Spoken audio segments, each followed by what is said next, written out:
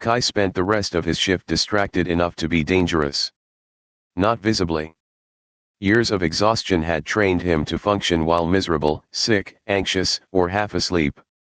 He could smile at customers while his lungs burned. He could stock shelves while fighting dizziness. He could apologize politely while wondering whether his body would fail before the end of the day. This was different. Now the ordinary world felt unstable around the edges. The coffee machine hissed too loudly. The fluorescent lights buzzed with irritating precision. Every person who entered the store made him wonder whether they were normal or only pretending to be. Newly awakened. The stranger's words circled through his mind until they became almost meaningless. Kai scanned a customer's instant noodles and forgot to press total. What? The customer snapped. Kai blinked. Sorry. You've been staring at the noodles. Right. Sorry. The man grabbed his bag and left muttering. Marta appeared beside the register almost immediately. You sick again? No. The syllable landed cleanly. Kai had not planned it that way. He had planned to ask for time, to retreat, to bring the folder to Han, to make the careful choice after leaving. But Vale had expected hesitation. Kai could feel it in the man's pause, the tiny recalculation behind his eyes. No was dangerous. It was also information. You look pale. I always look pale. True. She crossed her arms. But today you're pale and weird. Kai focused on bagging the next customer's snacks. Didn't sleep. That covers pale. Not weird. He kept his eyes down because Marta was good at seeing things people tried to hide. I'll be more normal tomorrow. That would be new. She said it lightly, but she kept watching him for another few seconds before moving away. The system remained quiet through most of the afternoon. It only pulsed when Kai completed small movements efficiently or unconsciously matched his breathing to the ember beneath his ribs. Once, while stocking bottled water, a notification appeared. Controlled breathing cycles, 12/20. Kai nearly dropped a case of sports drinks. Apparently breathing counted as training now. The realization unsettled him more than it should have. The system was not rewarding impossible feats. It was rewarding attention. Walk correctly. Breathe correctly. Lift correctly. Stand correctly. If cultivation was real, it had begun by making him notice all the ways he had learned to survive carelessly because surviving carefully took too much energy. By 3 in the afternoon, the shift ended and Kai had made only 2 mistakes. For him, under the circumstances, that felt almost heroic. He stood outside the convenience store with the black card in his pocket and his phone in his hand. His evening restaurant shift started in an hour. Investigate Azure Meridian Hall. The objective hovered at the edge of his vision. Kai checked the address again. North Hollow. 40 minutes by train if the schedule was kind. Longer if it was not. If he skipped work, he would lose money he needed. If he ignored the card, he would spend the night wondering whether the stranger would return. He could still feel that pressure in his bones, the casual weight of a person who had nearly dropped him to the ground without lifting a hand. The old version of his life had not been comfortable, but it had been understandable. This new one had teeth. Kai called the restaurant and lied badly about food poisoning. The manager sighed, complained about short notice, and told him not to make a habit of it. Kai hung up feeling guilty and relieved in equal measure. Rain clouds still pressed low over the city as he walked toward the train station. The black card warmed slowly in his pocket, though he could not tell whether that was chi or nerves. The address led into the older northern districts, where abandoned industrial blocks mixed with shrinking residential neighborhoods and businesses that looked closed even when they were open. Kai rarely went there. Most people did not unless they had a reason. The train ride took 40 minutes. He spent most of it pretending not to stare at the passengers. An exhausted office worker slept against the window. 2 teenagers argued quietly over headphones. An old man in a brown coat read a newspaper with unsettling stillness. Kai looked away from him after several seconds. The ember stirred faintly. He did not know what that meant, and he was beginning to resent how often that was true. North Hollow Station opened into damp brick, narrow streets, and neon signs flickering awake before evening had fully arrived. The district felt older than the rest of the city, less polished, as if every repair had been postponed until postponement became the style. Electrical wires tangled overhead. Fire escapes rusted along the sides of buildings. The river smell drifted between alleys, cold and metallic.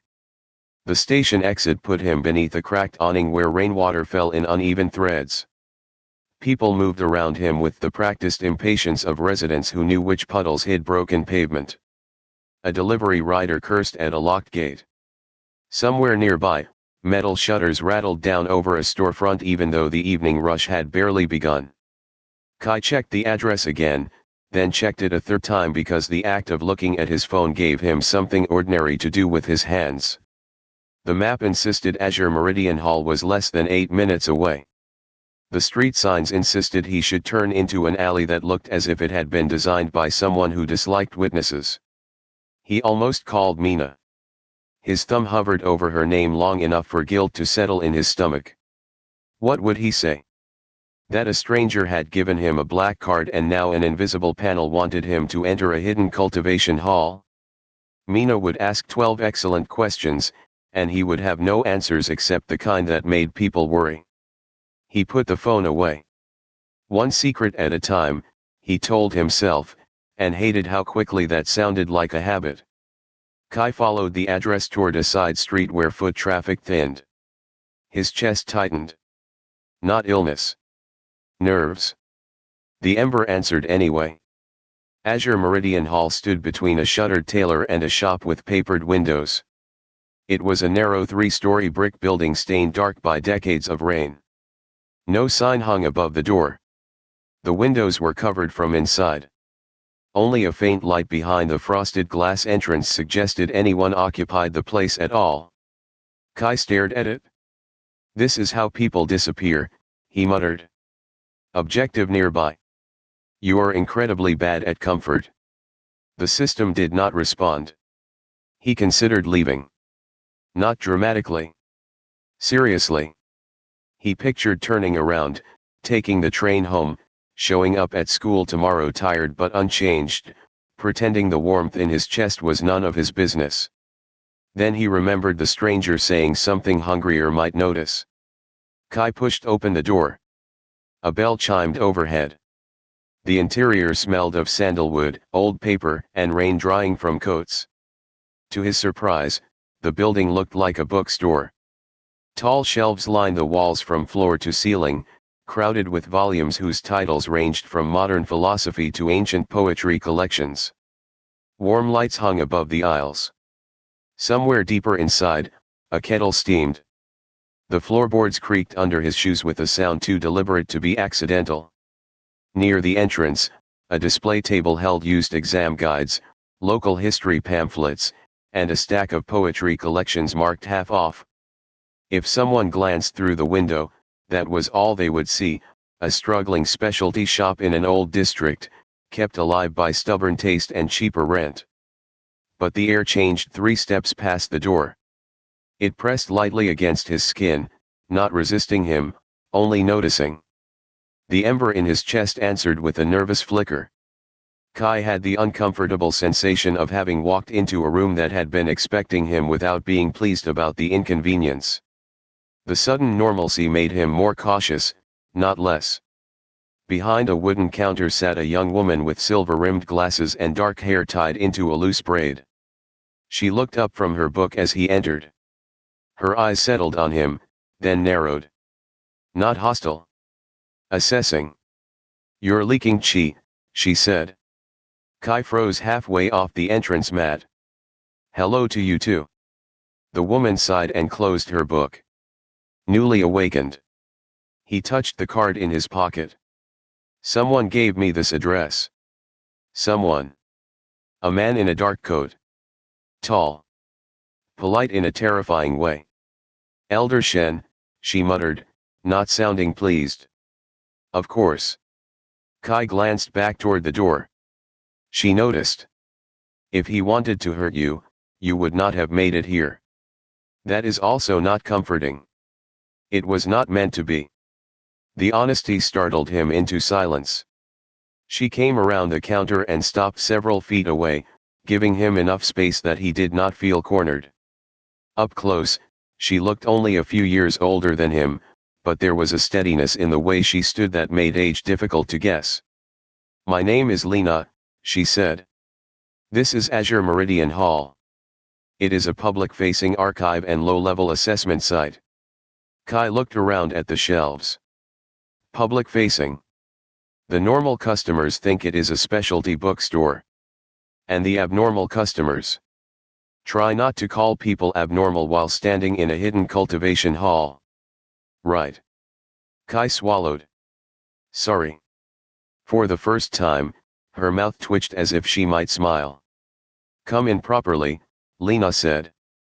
And try to breathe through your nose. Your chi is fluttering every time you panic. Kai followed her deeper between the shelves. Some titles looked ordinary.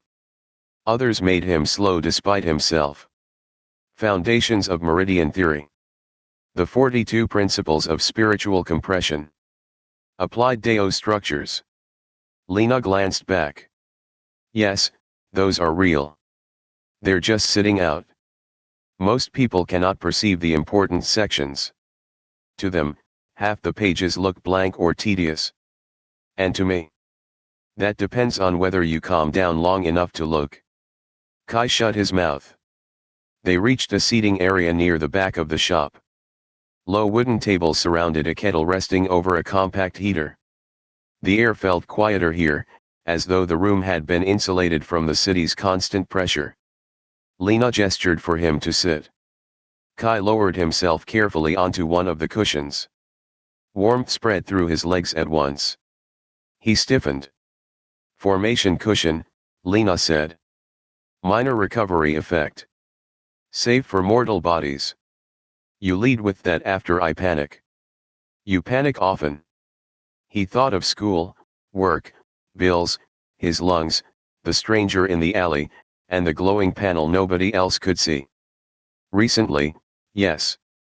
Lena poured tea into 2 small cups before sitting across from him. Start with practical questions, she said. Kai blinked. What? Newly awakened cultivators ask the wrong things first. They want to know whether immortals are real, whether heaven has a hierarchy, whether ancient clans secretly rule governments. Those questions can wait. Practical questions keep you alive. Kai closed his mouth. He had been about to ask at least 2 of those. Lena pushed 1 cup toward him. Ask something useful. Steam drifted between them. For a few seconds, Kai let himself focus only on the tea. The cup was rough ceramic, warm enough to sting his palms if he held it too tightly. A faint bitterness rose with the steam, clean and grassy. It did not fix anything. It did, however, give his body proof that he was sitting in one place and not still running from the alley in his head. Kai wrapped both hands around the cup. Can other people see what is happening to me? Not the way you see it. They can sense leakage if they are trained. Most mortals will only notice that you seem unwell, distracted, or intense. Can it hurt me? Yes. Mina absorbed the answer without flinching, which somehow made Kai feel worse. He had expected anger because anger would have given him something to defend against. Instead she gave him the full weight of being believed. It landed heavier than suspicion. It meant his fear had to stand on its own feet. The answer came too quickly. Kai's fingers tightened around the cup. Lena's expression softened by a fraction. Qi is not evil. Neither is fire. Both can keep you alive or damage you badly, depending on containment. And I have no containment. You have very little. That is worse. It is more accurate. Despite himself, Kai almost smiled. Almost. The system pulsed at the edge of his vision. Objective progress increased. His gaze flicked sideways before he could stop it. Lena noticed immediately. "There," she said. Kai went still. "You reacted to something." She leaned forward, interest sharpening behind her glasses. "A private perception prompt." He said nothing. "Do not answer quickly," Lena added. "Secrets given too soon become other people's tools." That was the first thing she had said that made him trust her more. Kai looked down at the tea. "I see prompts," he said carefully. "Sometimes. I don't know what they are." Lena held his gaze for a long moment, then nodded once. "Then we will not discuss them in the open room." The hairs along Kai's arms lifted. "Why?" Before she could answer, the bell above the front entrance chimed. Lena's posture changed. "Not much." "Enough." The warm cushion beneath Kai seemed suddenly too soft, the shelves too tall, the quiet too deliberate. 3 people stepped into the shop. Dark clothes. Ordinary faces. Nothing obviously strange. The ember beneath Kai's ribs dimmed anyway. Lena stood slowly. "Stay seated," she said. The tallest newcomer looked past the shelves, straight toward the back of the room. Straight toward Kai. And smiled.